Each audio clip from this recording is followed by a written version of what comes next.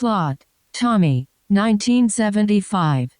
Written by Kenneth Chisholm. A psychosomatically deaf, dumb and blind boy becomes a master pinball player and, subsequently, the figurehead of a cult. Voiceover off. When you're blind and watching movies, what will you find? A blind superhero whose superpowers are acting like he's not blind. A sighted actor over dramatically touching people's faces. Or maybe the whole joke is that they're bumping into different places. A spectacular, macular generation. Tunnel vision to your television and dilly off this movie with audio descriptions. They're movie buffs who know their stuff. You'll be thoroughly entertained. Join Sky and Melissa throughout film history and Citizen White Cane. Hello. Hi. And welcome to Citizen White Cane, the podcast that's real goal is to cure the world of ableism, but in practice mostly talks about blind characters on screen. My name is Sky McLeod, I'm Melissa Bukta. and we're talking about Tommy and our two-part, just one name that ends with a Y series. Yeah, that's okay. It's basically exactly the same as Ray last week. No. Oh, yeah, exact. Down. Just they follow each other plot for plot. Yeah, exactly the same movie. They are Tommy is music related because it is the Yes. Who's album, a concept album that was then I think first made into a Broadway show before the movie, or it's been made into a show as well. I think one of them was like right before the movie, and then I think they also had another cast or another show later on. I don't know, but as originally a concept album that's then been subsequently made into dramatizations of it, I guess. Yeah, I mean, I feel like I feel like this is, you could call it a visual album, kind of. I think it has a bit more of a story and more of a through line. Yeah. But the one I can compare it to, at least that I've seen recently, is Black is King by Beyonce. Right. Which I haven't seen, but yeah. You know, it's beautiful actually. You should if you got time, you should check it out. It's really cool. Though I imagine Beyonce it's not other people singing Beyonce songs. I would assume, right? Or am I wrong? No, it is you're right. It is mostly Beyonce. Like, she plays the narrator for the through line of the story, but there are other people that guest sing on her songs. But yeah, it is, you're right. It is mostly Beyonce. Because this movie we have, the actors are singing. Yeah. It kind of a little bit reminded me of how everyone, like, Les Mis was just a movie, I guess. But, though I think most of the people they cast had more of a singing background, but I was reading there's a few instances where people were not as good at singing, but it was just kind of weird because I like I like the Who. I was gearing up to actually listening to their music entirely, so I was kind of sad that it was a lot of it was just re-recorded with the actors. Get it, but then it also just was I don't know why I was commit entirely to it. Yeah, I mean the songs from Elton John, Tina Turner, Eric Clapton, who all make appearances in this movie. I really enjoyed their musical numbers. I am, because I'm familiar with their sound. I'm definitely not as familiar with the Who. This is probably the most of the Who that I've listened to in one sitting. And it's really not at all the Who. No, this is a crazy concept album, which is great. I mean, the album is all the Who, but then the movie is right, exactly, yeah. I mean, musically, I quite enjoyed this. I found myself bopping along to a lot of the music during the movie. As a movie, yeah, I'm definitely going to come back to the album, and I think there are certain and I just named them, the songs by Eric Clapton, Elton John, and Tina Turner. Acid Queen, Pinball Wizard, and Eric Clapton's song is the one he sings in the church. I would come back to those because I enjoy them. But I mean, the stuff that Anne Margaret is singing, she's fine. But I just don't care about it as much. Yeah. So would you would you go to certain songs on the film soundtrack, or would you go to the actual album? I would listen to the actual album first because I think that's important. You should hear it the way the Who sang it and the way they performed it, and then I would probably interlace those with the covers that I liked from the movie. Right. Yeah, I think part of my issue was that the movie's plot was so weird and all over the place, and I never really fully understood what kind of connected everything. So for it then to be weirdly almost like a cover album of like different artists doing covers of the Who album, I was just like, it almost accentuated the like lack of a feeling of kind of continuity. I mean, it's continuous, but I just never felt like, why are we doing this? Like, there was always a feeling of just like, oh, this is like a cool thing to show, and so that's why this is happening. But it never really felt super tied together with a plot, and so I felt like that just made that thing worse. Right, yeah. And I think that's why this is a rock opera, most definitely. There is a plot, there is a story. But I honestly think I would classify this more as a visual album because some of it is very hard to put together. And I went into this expecting that, and I think that was one of the reasons why I was able to just kind of let go and just have a fun time with it, because I'm like, okay, I'm going to try and follow the story as best as I can, and I'm going to watch this like watching Cats for the first time. You're not really necessarily concentrating on what the hell the story is. It's just, I don't know. It's just intrigued. Really cool. Well, I got I don't know. In Cats, I was very focused on what was going on in the story because I thought it was just going to be a bunch of cats introducing themselves. And when I found out that was not the case, I was like, what is going on? But that is the case. That is what it is.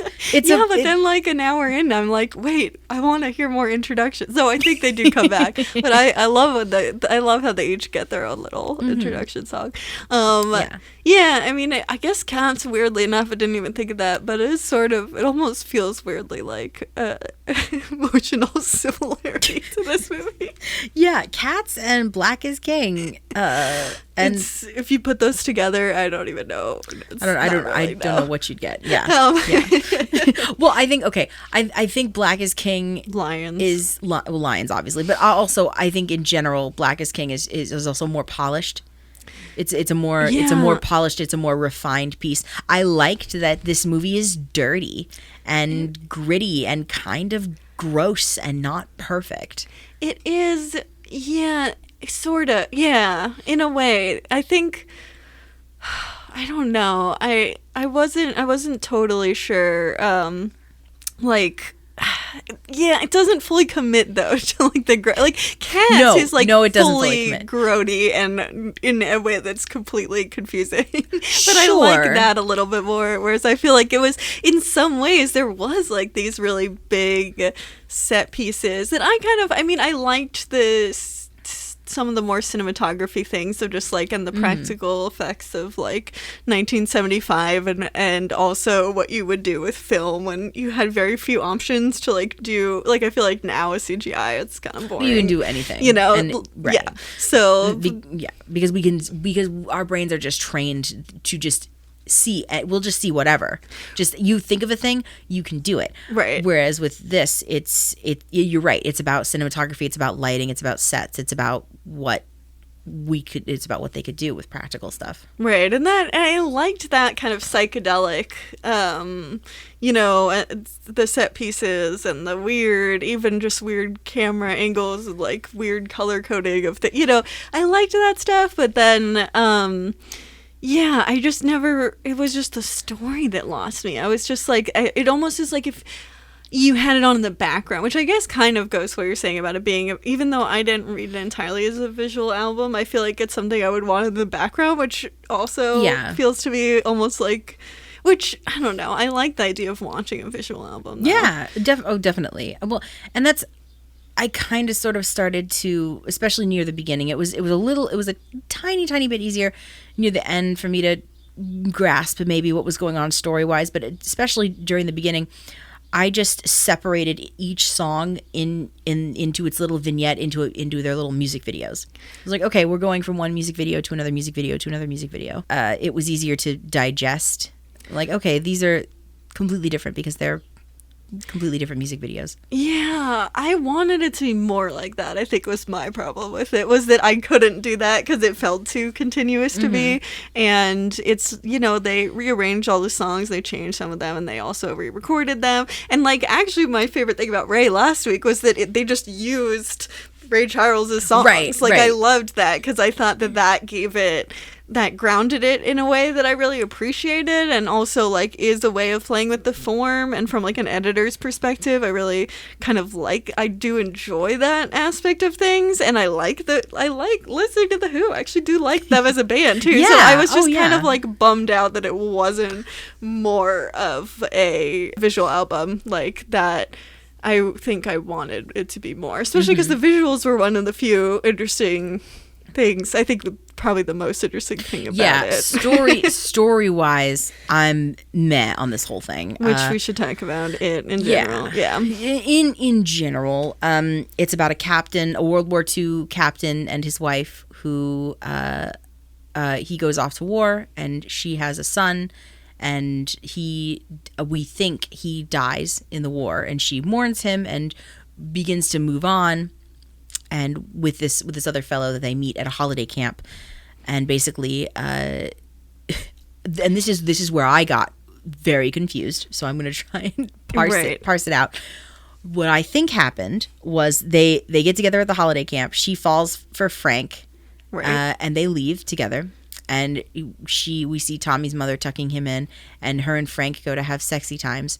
And all of a sudden, out of nowhere, Tommy's father returns. His actual father comes back. Right. And what Tommy sees, what I thought he was going to see that absolutely traumatized him, would be like his parents bumping boots. But that was going to be I honestly thought that. I was like, he's going to see them having sex, and he's going to be like, and because he doesn't understand because he's a little kid. But that's not actually what he sees. He sees something worse. He sees his mother and Frank murder his father. Right. Like I said, this is what I think happened. Yeah.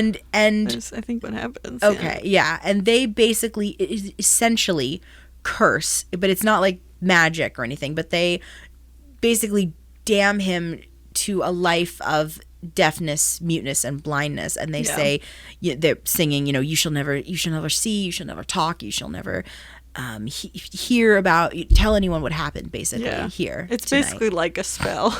Almost, it sounds like a spell. Yes. It does feel definitely, I mean, it's the movie it's mystical enough, I guess, like that wouldn't be so out of place. True. But then he's blind and deaf and mute, and we spend the rest of the movie with his mother and Frank and him and his mother regretting what happened and trying to find a cure for Tommy, and Tommy's just not responding to any of the cures. And so Tommy becomes a pinball wizard. As you do. Then he gets cured. Then he becomes a cult leader, and then that falls apart. And then he loses his parents and finds self-actualization. Yeah, that is what probably. I think. That is what I saw. I know the last part, maybe. It's hard to tell how self-actualized he is at the end, but I agree with everything up until then. Okay, I have no idea what. I mean, you could be right about the ending. That's how I'm interpreting it. I don't know. I was left kind of confused. Yeah, you really just are like, why didn't I go on this journey? Yeah, oddly enough, I honestly thought halfway through when the movie, I honestly thought that I would finish this movie and be like, well, geez, thank God I never have to watch that pile of crap again. I can't. But I didn't feel like that at all. Now, I didn't feel like I wanted to start it over, but I did feel grateful for having seen it, and I felt like, this is a journey I might want to go on again. Maybe. I would prefer to listen to the album first. Yeah. And familiarize myself more with the songs. Right. But I'd watch it again. Sure. Yeah. I think like the blind aspect of it and like the disability aspect of it is probably the most messed up, problematic aspect. It was of scary. There were scenes, and I was kind of just shocked because of what we saw and what I was feeling and what it was, the feelings that was brought up. Yeah, I mean, it's just also the way that the characters, you know, he at a young age, I was like, this could literally be the same as the Miracle Worker. It's like up until like that's the same plot basically, like, you know, because even though he's added on that he's mute, it's like if you don't teach a deafblind child how to like speak, you know, I guess he theoretically could have been speaking before he went deafblind basically, but he was. We know he was because he was at the holiday camp. Well, I don't remember if he speaks there or not. He might, but I don't remember. A little bit towards the end. Okay. Mm-hmm. But he probably, I mean, maybe he would have some language.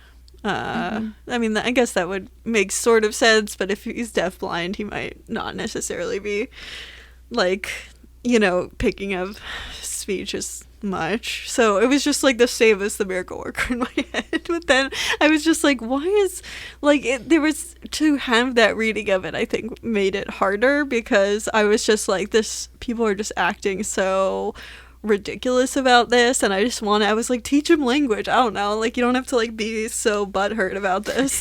Right. Like, right. You're just, you know, just basically not giving him what he needs. Mm-hmm. And inside, for the most part, until he regains speech, you hear him sing, see me, feel me, touch me, hear me. So it is like the Miracle Worker. He wants to communicate. He wants to be out in the world. Right. But no one is really listening to him. Right. And then the movie, you never really feel like the movie thinks that anyone could. Right. Right. Which I think was the part that bothered me. It was just like, I was like, he doesn't have to be trapped in his body like this. And there's also nothing, like, it's not a curse. Like, it was just like almost like it was associated with being dead inside was the association they were making. And that I think is just wrong, you know? Right. Well, I mean, he suffered a major childhood trauma. You know, Right. he saw his father murdered by his mother and his stepfather. That'll fuck anyone up for sure. Yeah, it's true. I mean, you might. It would be interesting to know. Like, I associate that more with like maybe not speaking on right. Like, if you're really right. In some cases where kids are traumatized, obviously many different things can happen. That's only one of I mean, hundreds. It is very theatrical. Yeah, the whole movie is theatrical in a sense. I mean, everything is played to the nth degree. Right, and then he is like completely psychosomatically blind and deaf. I'm like, is that ever happened? Got me. I don't know. I do not know. I mean, it's just, I think it was a weird trauma response I had of my childhood trauma where I was like, oh, great, just saying it's all in his head. Like, that's what doctors said about me for 10 years. I lost my childhood to that shit. Like, that was my watching my, dad getting murdered moment. Well, and one of the doctors they take him to does basically say that. Like, he's still there. He can speak, he can see, he can hear. He just, nothing gets through. He just chooses not to. Which is like, I mean, it was just that weird like trauma response. I'm like, that's not how it fucking is. No, like, that's not a thing. And when you tell actual like blind children that, it can fuck you up for, you just rob children of their childhood. So, but that was my own weird trauma response to that. But it's also just like, I don't like, that is not the thing that. It just doesn't really have a basis in reality, but at the same time, it's like doctors really say bullshit like that, you know? And so there is like, I do get kind of when a TV show is like, it was all in their head, and it's just like, okay, well, that doesn't happen. Most of the time, it's just like, more kids are like me than are, just making it up or some shit. Like, it's mostly kids like me who doctors are not believing them. And so to have media constantly portraying like these things where they are really just making it up, up or whatever, like, and it is all in their head, I'm always just like, really, of all the things we're going to show, we're not going to show how it actually happens, you know? Like, but that is just very specific to my own trauma, but it's definitely something where I was like, oh, yeah. God. The doctor stuff fucked with me too, or fucked with my head, but the church bit, honestly, was horrifying just because that shit is still going on. Yeah, well, today. both of those things still happen. Well, you're right. All the time. You're right, absolutely. And also, God, everything is still the abuse that he suffers from Cousin Eddie and Uncle Uncle something. Why can't I remember his name? I hate him so. Whatever. But from Cousin Eddie and from the uncle character, and they're like actually abuse, like real life abuse, right? It could happen. Yeah, I mean, I can't even necessarily say it's played for laughs because I certainly wasn't laughing. I was pretty horrified. But I was watching this with Conrad, and he was like, "What? Why are they doing that?" It's bad. He was just like, "This is not. I don't want this to be in the movie." Like, it's just, and it's I think it's unclear exactly. It's like, are you playing this up for laughs? Like, it's 1975. Like, I don't, I think like there is still today some times where rape is played up for laughs. It happens less frequently than it used to, but it still happens today. So the idea that it was happening in 1975 is not unheard of to me. So yeah, it did make me also step back and be like, is this supposed to be funny? Like, right, because I mean, the character of Cousin Eddie, he's this goofy, silly, he is this crazy, over the top character that could be funny until he isn't. Right. And same with the uncle. Very flippantly. Yeah. Yeah, and you kind of, I think because we go through, and you were talking earlier about the church thing, which is that it's basically faith healing, essentially. Right. And you see, and when we pan out to the pews and pews of people, it's all disabled people. Right, people in wheelchairs, people with canes, people in mobile hospital beds, people with all kinds of different disabilities. And that's kind of when my stomach hit the floor, because I just religion in general, but it just felt awful. And the whole culmination of the fact that they're praying and worshiping and touching this statue of Marilyn Monroe.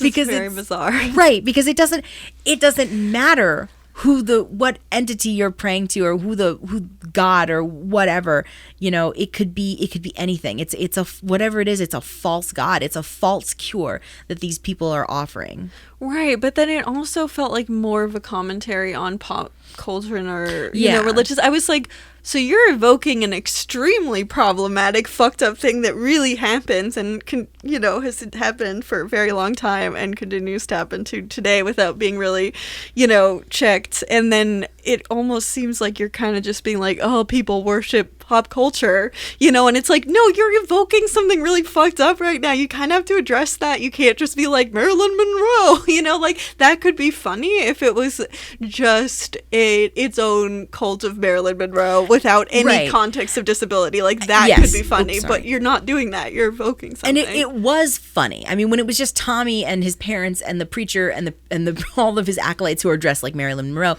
and the statue, it was kind of funny. Then it just stops being funny. Right, until we pan over and see who else is in the building, and then I couldn't laugh at it anymore. Right. Those the other characters were funny and interesting until they weren't.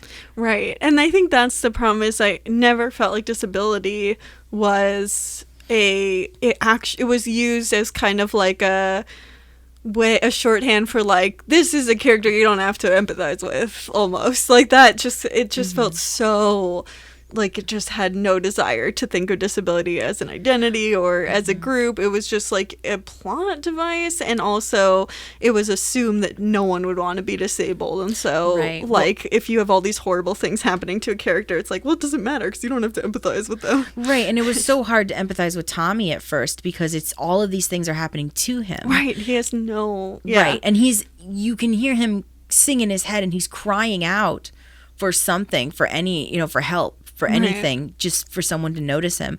But yet he's just this shell of a person who gets led around to treatment after treatment after treatment and just nothing. As opposed to like teaching him tactile sign. I kept turning to Carver and be like, why aren't they teaching him tactile signing? What's this tactile signing? What are they doing? They should be teaching him tactile signing. I'm so confused. It just bothered me so much. Right. My two favorite sequences though in the film, definitely, and I almost can't even put one above the other because I like them both so much, were definitely the Acid Queen and the Pinball Wizard. Yeah, well, they're good performances. They are good performances, yes, and that's probably why I'm having a bias. The Acid Queen sequence, the Tina Turner sequence, very cool. Is very cool. I did kind of have to. I cringed through most of it though because it involved lots of needles. Yeah. But it's very cool, and it's cool. very intense, and she's like singing her freaking heart out and dancing around and absolutely, you know, she's posed as another type of treatment or healer, right? Exactly. You know, for Tommy, like, oh, don't worry, I'm gonna have sex with him so good that he's just gonna pop out and he'll be just perfect, you know, through sex and drugs, and of course it doesn't work. But it works in real life, but not in the movie. No, I don't know. You could find it's like acid. It's not the most offensive drug out there.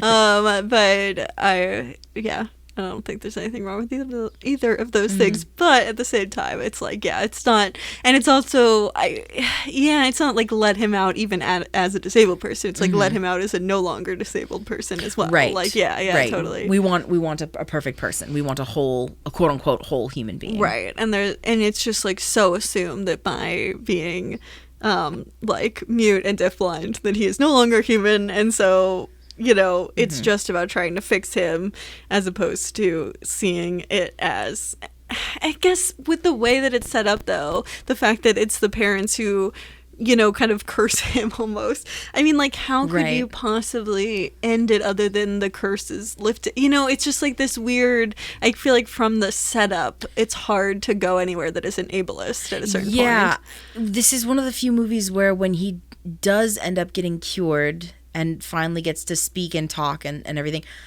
I honestly wasn't mad at it because, yeah, it is the natural progression of the story. This has to happen. Right, because it's like most people are not go disabled specifically because of something that like their parental guardians say to them. You know, like it's just like a weird way of going disabled that almost becomes a metaphor of like abuse or neglect, sort of. Like it's not a perfect metaphor really, but it's almost seen as kind of, I guess it's like PTSD is more similar to what the deafblindness is supposed to be than actual deafblindness, which is much more of an identity than it has anything to do with, like, you know, because PTSD is something you can gain treatment for and kind of overcome, you know, traumatic things that happened to you as a child. Like that is an option, and it's not, it doesn't have to be like an identity because anyone can have PTSD and also can recover from it. You know, just the wear and tear of humans. But deafblindness that's the actual identity. Like that's a true identity in a way that like PTSD is not. And so it's kind of, I think that original sin of the mixing of the metaphors is like makes it a problem because he basically just has PTSD. He's not actually deafblind, like in the essentially, plot, basically. Yeah, and then he's always has to look at himself in the mirror, which I was just like, what? I didn't even understand and his mother at one point is pissed off about that because she's like, you won't come to me, you won't receive any affection from me. All you want to do is look in your freaking mirror all day. All day long. I was just like, why does he want to look in the mirror all day? He can't see. I know. That's. I mean, we could guess and surmise and everything, but I don't know. You're like, I honestly don't have an answer for that one. Because the mirror is also technically how he gets cured too. He falls through it at one point. Right, and the doctors like keep having him look in the mirror. Mm-hmm.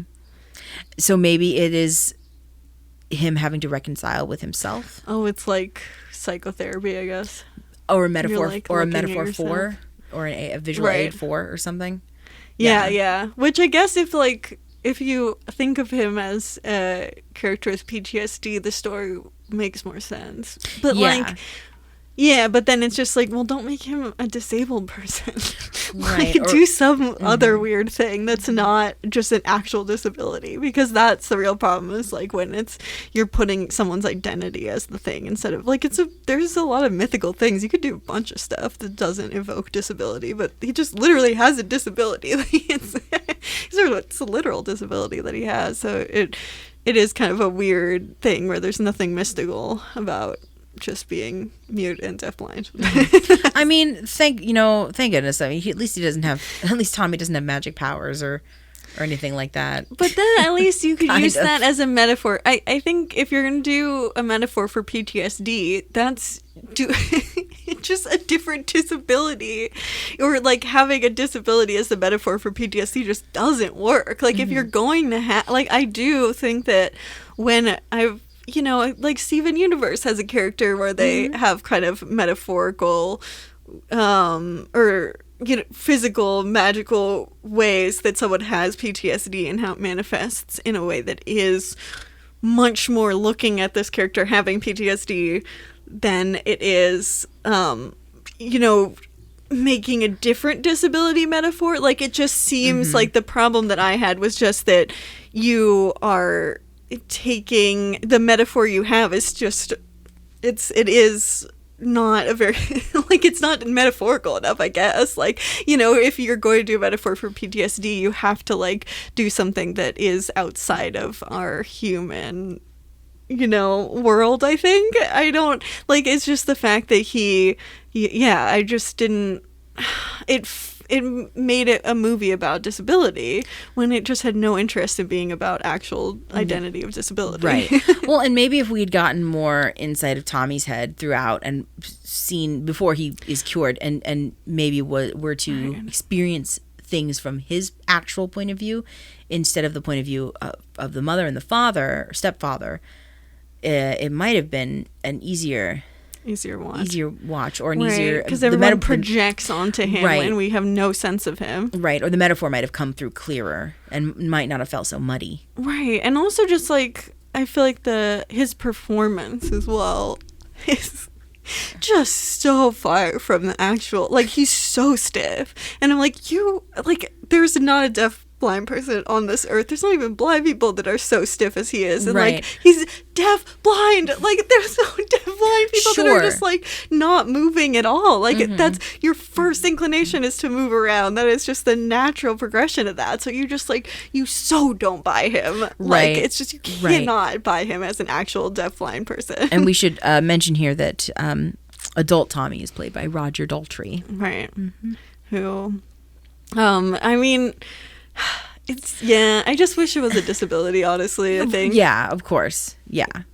Even in his lack of not doing anything, around everyone else, his performance also seems kind of heightened. I mean, everybody's is heightened. Again, this is like Repo, when we were talking about Repo. Right. It's a rock opera. Yeah, there are a lot of heightened performances, but that was what was so weird to me. It's like, literally every other actor could be a more convincing deafblind. He was like the least convincing person in the entire cast as a deafblind person. It's just so baffling.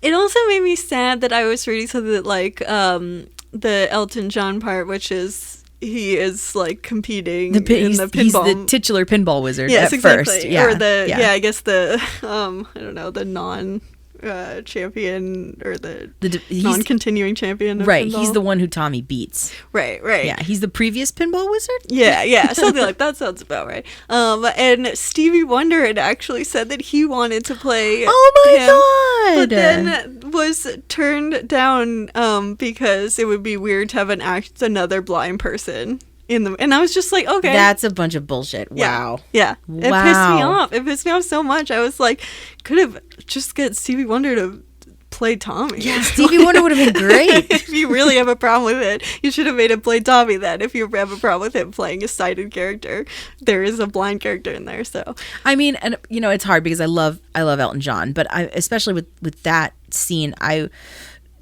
was able for the most part to cut it up and separate it from the rest of the movie. I just kind of treated that as like another music video. So it was it was kind of fun because like the one thing that seems to excite Tommy that finally gives him a spark of something is pinball. He Right. finds out he's really good at pinball. Which, like, but the whole song is about how he doesn't have any distractions. But I'm Right. like, this must be the most vibrating room. There's like all these musicians, people are screaming. Like, there would be so much physical, like, things that you would have to be paying attention to. So I was like, maybe you don't have certain distractions, but still within your, like, umwelt or whatever of perception, you're still going to be pretty distracted by like all of the vibrating room that's happening. So I also was just like, okay, whatever. But yeah,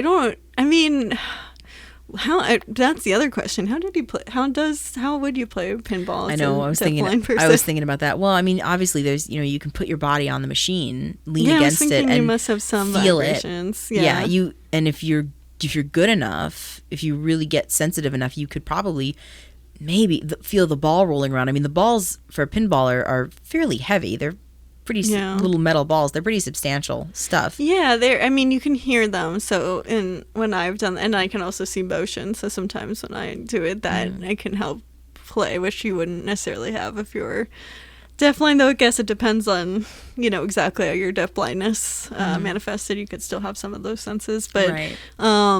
Yeah, I think, like, some of them do have, like, haptics. I remember always enjoying that when you could get ones that did have haptics like, built into them. Like, that was probably one of the earlier ways in which things, was before the iPhone or whatever. So that, and just the haptics in general makes me sad that those are getting phased out now. And I hope that as disabled people or blind and deafblind people that we speak out against that, because haptics are and deaf people, all three groups have incentive to keep haptics around. So I would be sad if we lose them. But yeah, I feel like that would have some help. I think you probably could do it. I mean, the thing is that honestly, I do believe that you really disabled people, we could do anything if it's like the thing we care enough to do. Like there's we have to do a lot steeper of a climb to, like, anytime we do something new, it takes a lot more time and we have to do a lot more committing to things. But if we commit to something, there's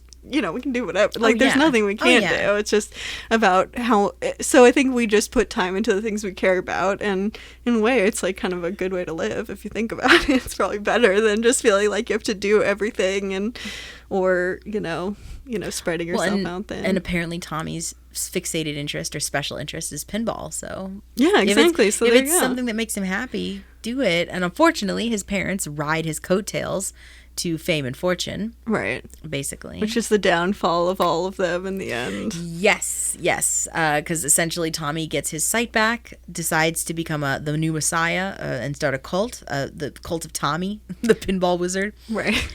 And I've been playing back the ending scene in my head because at first I was just kind of like, I'm missing something. I don't get how we go from here to here to here.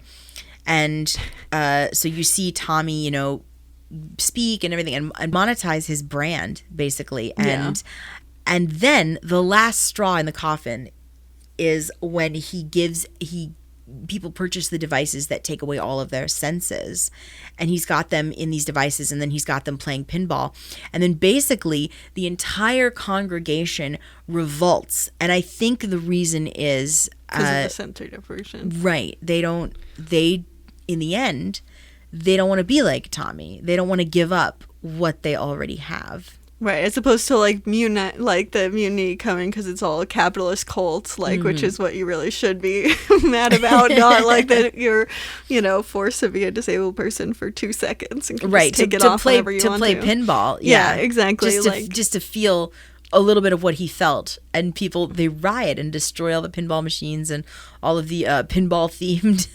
architecture, right? Which was kind of cool, the visuals of it. It looked really cool, not gonna lie. Yeah, and I love cult. I guess all the religion stuff and capitalist critique and stuff. It's like that stuff is fun. Mm-hmm. All the disabled stuff kind of ruined it because it's just so deeply ableist that it's just like, well, this isn't fun. You're like, anytime there's something that could be fun, like a Marilyn Monroe church that's worshiping her, is fun, and that's fun until you bring all the disabled people in and have some fucked up bullshit. A pinball wizard cult. And Tommy being the messiah, It's fun stuff. Right. Yeah. That is all very fun, and I would watch a movie with, if you took out literally all disabled concepts from this movie, I think it would definitely improve it.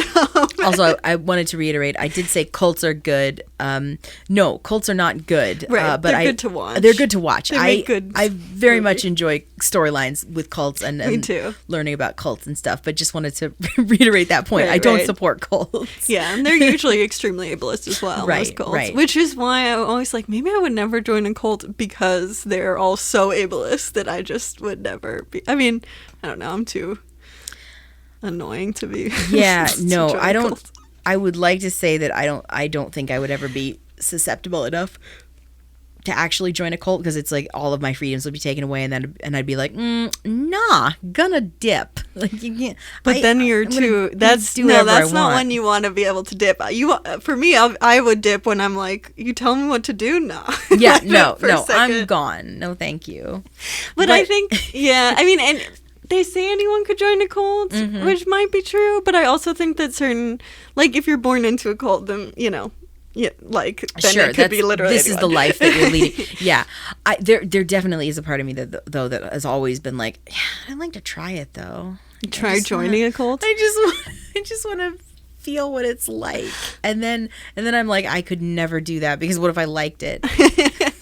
Well, I mean, I would love to have joined a cult and then have left it so that I could help other people leave cults. There you go. I would like to come from that, because I'm fascinated by people. I have a lot of empathy for people who join cults, and like, I think that I don't think you're a sucker because you join a cult. I just have a very annoying personality that I think would not, like, cult leaders would probably just want to steer clear of me because I'm just a fucking pain in the ass. Well, I feel the same way about cults that my acting teacher felt about getting punched in the face.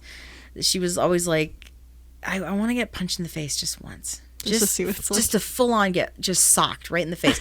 Just to see what it's like. Just to see what it's like. I'm always just like, I'm a disabled person. I've had enough life experiences. I don't really like, I feel good about it. I feel content. I don't feel like I have to search them out. Right, at this point.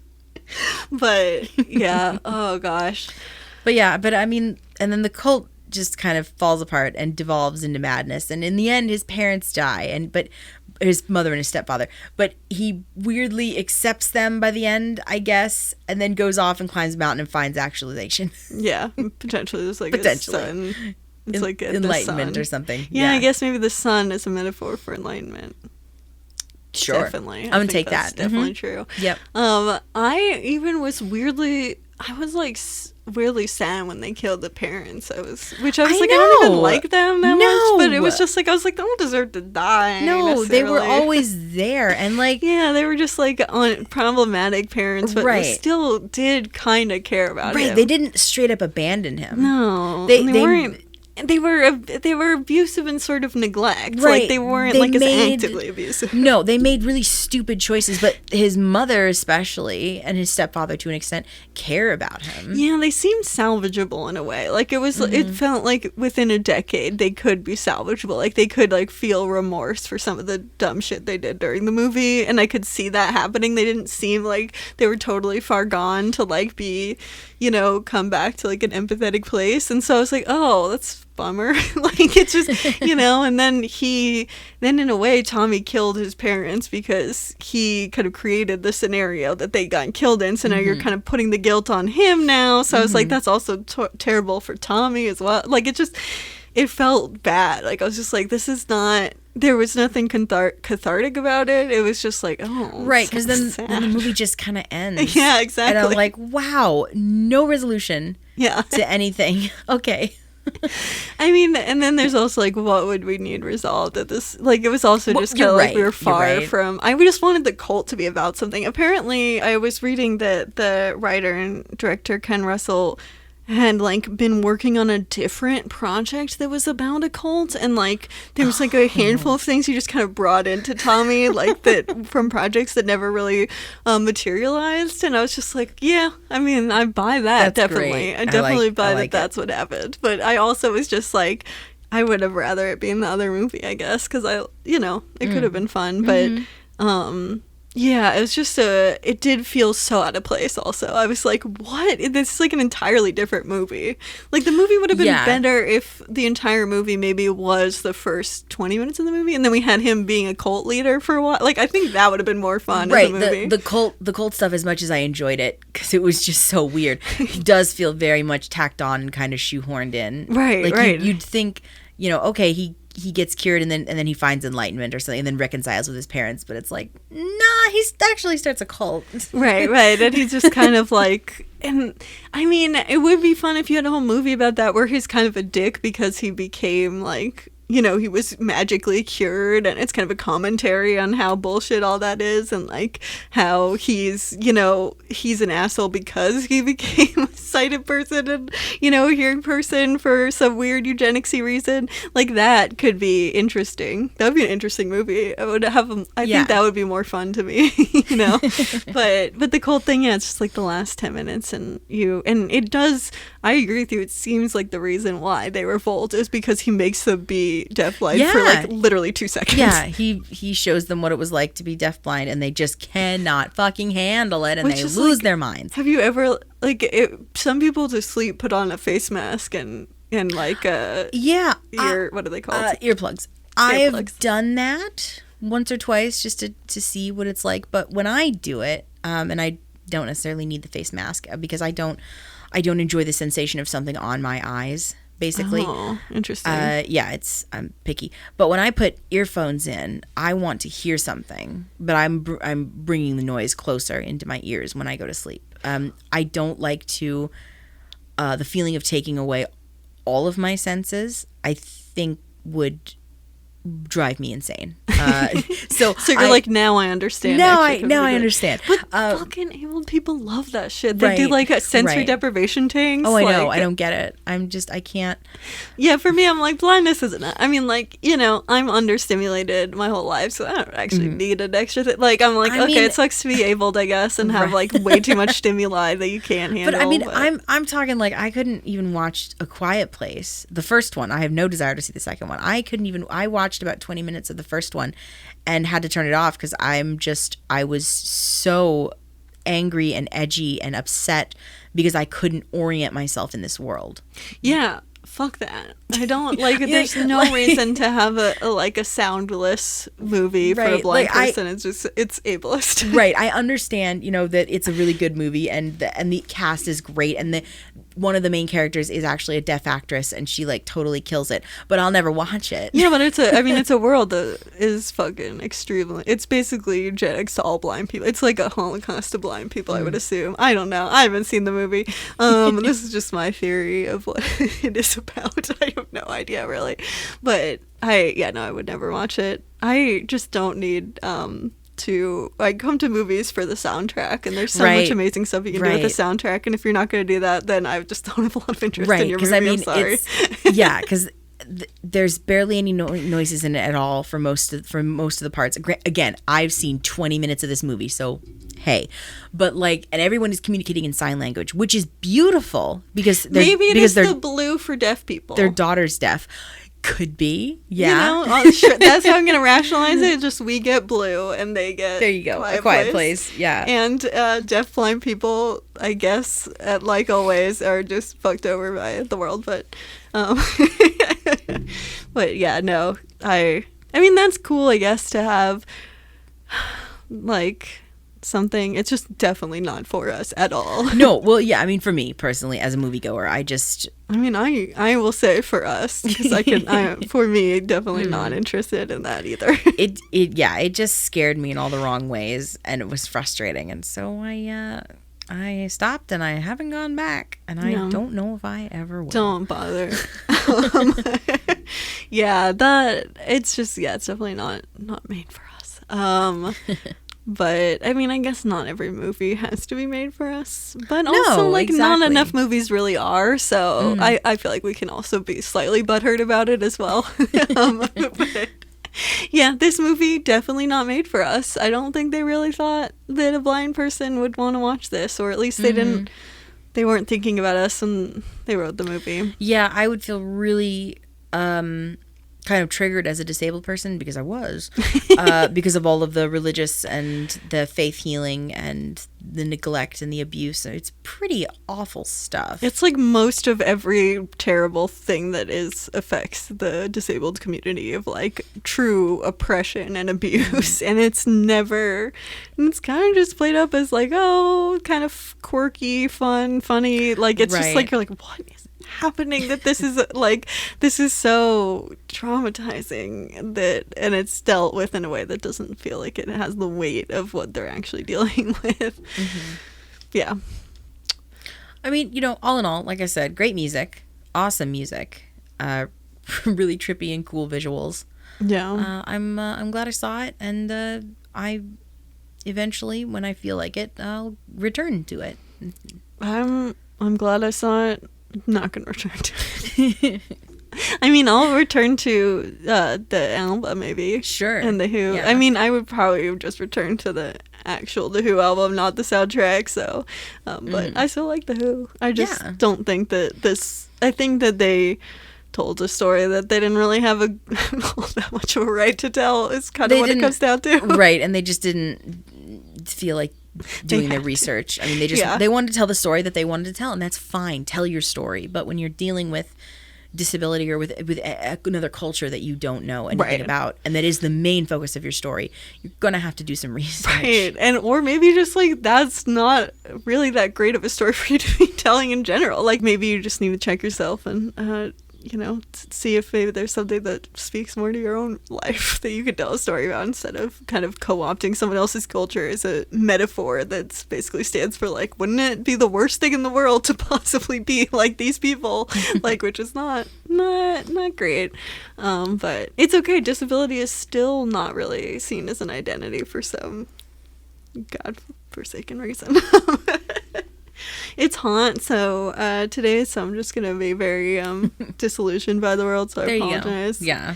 Maybe next week it will be cooler and I will be more judicious about things, but for now, this is hot sky hot takes. hot sky hot takes. Love exactly. it. Love it. Do we have anything else we want to talk about? No, I think I'm good to move on to rate it. Yeah. Okay. Nice. Do you want to go first? Sure. Sitting firmly at a 2300. Nice. Wow. Yeah, and I know that's a little high considering there's not a single actual blind person in the movie, but great music, really interesting visuals. I think they're a little very misguided about what they want to say about disability, but at least they tried to say something. Yeah. I guess I'm giving it a lot of pity points. But, I really enjoyed a lot of the musical performances. So, and I'm, had no idea this existed until last week. So, yeah that's 2300. Nice. Mm-hmm. I'm gonna be in a 2018. Yeah, that's about right. My partner's 2018, so I have loved ones that are 2018. Nothing wrong with it, I guess. But also, this movie doesn't really have any interest in looking at the disabled perspective. For all the reasons that we've said, I think that it's fun music, but I really, even if it was done with more tact, or like even if there was some research done, like you were saying, I think that could have at least been better. Like, even though sometimes we still side-eye movies that have done research, but don't have actual blind people making it. But I think this did the double sin of not doing its research and not having any blind people. It just felt so absent of blindness, or absent of really any disability representation. And the Stevie Wonder thing was just that hurts. It's fucking so sad. Made me mad. He's so energetic and hyper. He would have been perfect. Yeah, and I almost saw a young version of myself in that moment of being like, you're doing a thing about blind people. That means I could be involved. And people will be like, well, no, you can't be involved. You're an actual blind person. Right. Like, we don't want you to be blind. near this. Like, you know, there was just this weird, I had a tinge of just like, oh God, I feel that hurt of like, oh, this is like a thing music that I like, and it references people like me, and so I would like to be involved in this project, and then to be shut down because of your disability, like, yeah, it's just that leaves a bad taste in my mouth. But yeah, it has cool visuals. I mean, which I guess is another reason it's slightly more for sighted people. but I did enjoy some of the visuals when it wasn't like so triggering. But there was a lot of cool set pieces and stuff, and yeah, there was a lot of fire, and it was really hot when we were watching it, and so it's the fire almost. I don't know. Sometimes when you watch like hot things on TV, it almost makes it worse. Yeah, it's the sympathetic relationship. But then sometimes when I'm watching a place where it's very cold, I'm like, I just can't get into the story because my body is like, so I don't know what to think. But anyway, yeah, that's Tommy. Mm-hmm. Let's do what we were blindsided by, so we can get some air conditioning. But I'm excited to also hear what you have brought this week. Good. This week I have a graphic novel that is so good. I actually read it twice before I returned it back to the library, and then bought my own physical copy of it. Nice. So in honor of Pride Month, because Happy Pride, and I really try and read and watch and listen to a lot of LGBTQ media during June, and I mean all year in general, but like June especially, I really try hard. And so the book I have, the graphic novel I have this week is called The Prince and the Dressmaker. Okay. And it is a lovely story taking place in 1900s Paris. Obviously, it's completely fictional, but it is about Frances, a seamstress in a tailor shop, who makes an outrageous dress for a lady at a ball, and her dress has caught the attention of the royal family, so she is hired to design dresses for the princess. She comes to find out, not necessarily a huge spoiler, she comes to find out that she's actually designing dresses for Prince Sebastian, who is non-binary. Nice. Now, the words non-binary are never said in the book, but and he does use when he is Prince Sebastian, he uses he, him, and when he is Lady Crystalia, he uses she, her.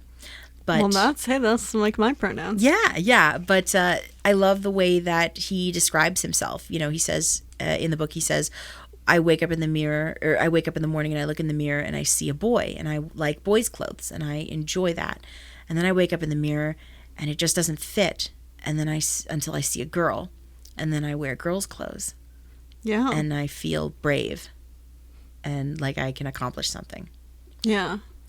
I have the same experience. So it's a little flipped, but it's yeah. That's cool. Right, and it's just a gorgeous little story, and it's about them and their relationship, and with Prince Sebastian and Lady Crystalia and Frances, and the pictures are gorgeous. Nice. They're simple yet very detailed, but they're also really cute and kind of cartoony. Oh. So yeah, it's just the sweetest little story, and it's been making me so happy, and it's just really been uplifting to read something like that. That sounds really awesome. Yeah, that's The Prince and the Dressmaker by Jen Wang.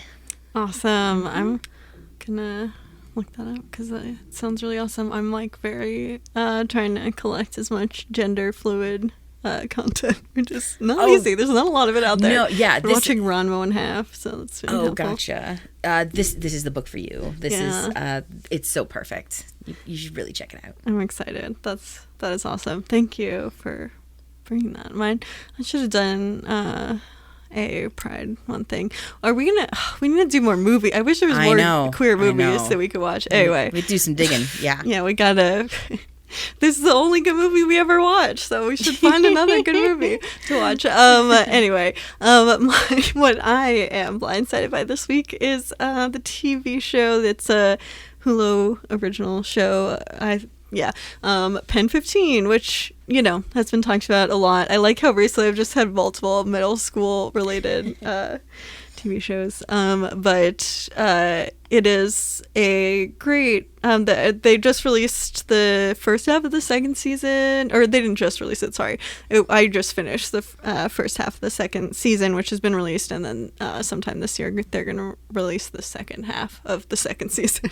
But I feel like the show in the second season has even more like kind of found a good rhythm. I was really enjoying it. The plot is just basically the year 2000, middle school, where we have the cast is played almost entirely by people of, the middle schoolers are middle school age, but the two lead characters are played by two women who were actually that age in 2000, basically, or in their like early 30s, basically, and just as from a like watching it as an improviser and getting to play a lot of weird characters that obviously you wouldn't get cast to play visually because you are not that identity anymore, for like a tween character, just watching their performance and just the way that they like entirely dress and their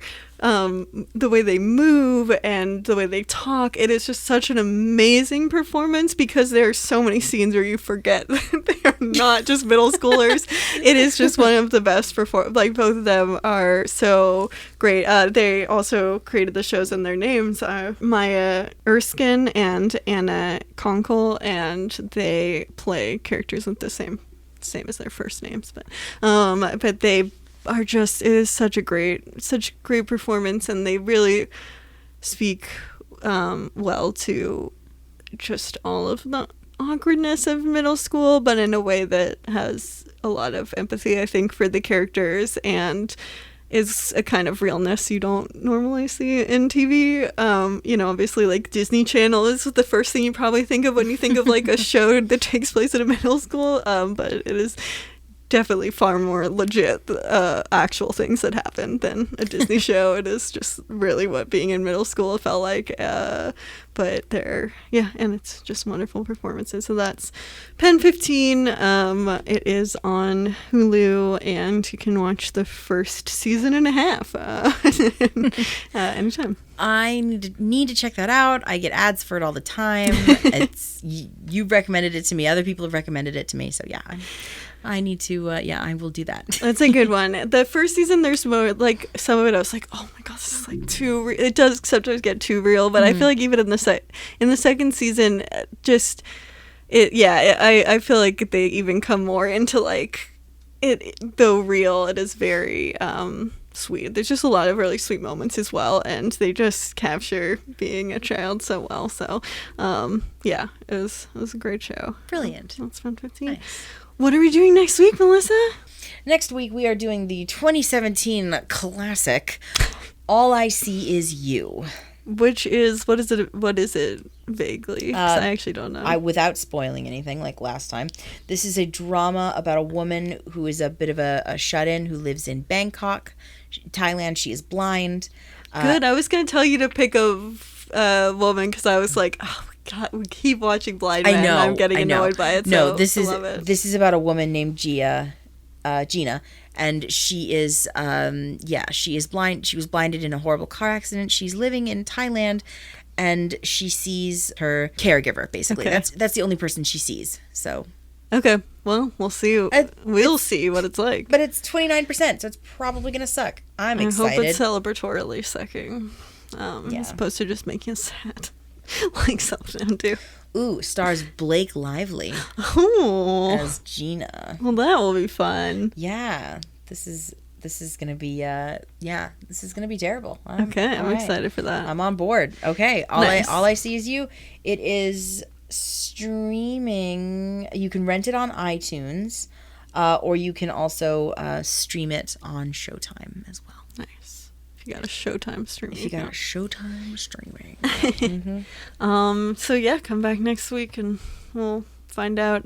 We'll see what we see. I guess it's kind of like our lives now because we don't have any quarantine. We can't see anyone. Our theme song is by Lucia Fasano. Our YouTube is Citizen White Cane Podcast. Our Twitter is White Cane Pod. Our Instagram and our Facebook are both Citizen White Cane. If you'd like to send us a voice, if you'd like to send us an email, we're citizenwhitecanepod@gmail.com. If you'd like to send us a voice message, there's a link in the show notes. You're starting a fake cult you're starting a cult because you have a fun hobby. What's your cult? Yeah, and how would you ride Tommy without there being any blindness in it? What magical powers would you rather see as a metaphor for PTSD? Ooh, would you like to swim in a pile of beans, a la Anne Margaret, or would you? What would you prefer to swim in? Right, and if you've seen Tommy, you'll know what we're talking about because we never even talked about that in the podcast. There was so much other stuff to talk about. I know, and that really didn't have that much to do with blindness. But yeah, any of that, there's a link in the show notes, and come back next week, where we're gonna talk about All I See Is You. We're gonna get very Blake Lively about it, I guess. I don't know. We'll see you then. Bye. Bye. Citizen